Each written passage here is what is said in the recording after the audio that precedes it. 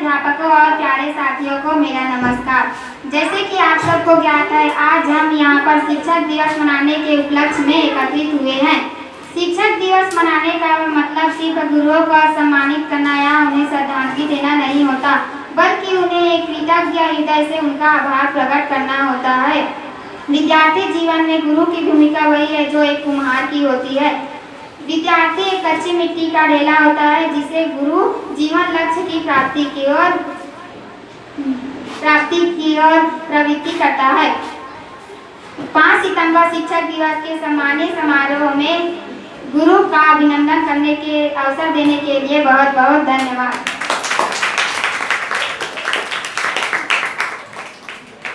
शिक्षक इस समाज की सच्ची संपत्ति होती है।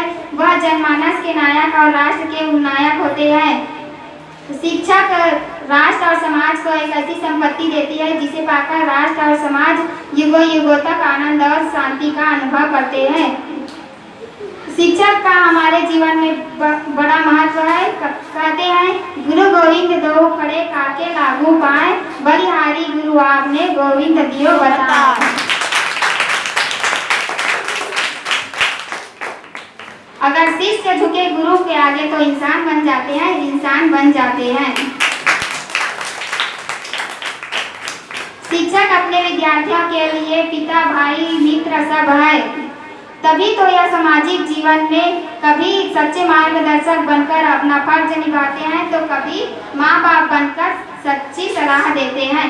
वे हमारे हर तरह से मार्गदर्शक करते हैं। हमारी भारतीय संस्कृति में भी गुरु का नाम ईश्वर से पहले लिया जाता है। इसलिए हर वर्ष समस्त देशवासी शिक्षक दिवस को एक उत्सव की तरह और उल्लास के साथ मनाते हैं। शिक्षक एवं महान दार्शनिक डॉक्टर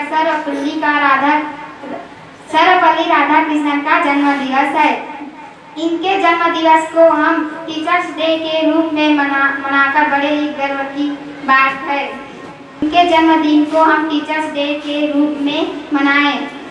दरअसल स्वतंत्रता के बाद डॉक्टर राजेंद्र प्रसाद के राष्ट्रपति के पद पर उपराष्ट्रपति के पद के लिए डॉक्टर सर्वपल्ली राधाकृष्णन को चुना गया।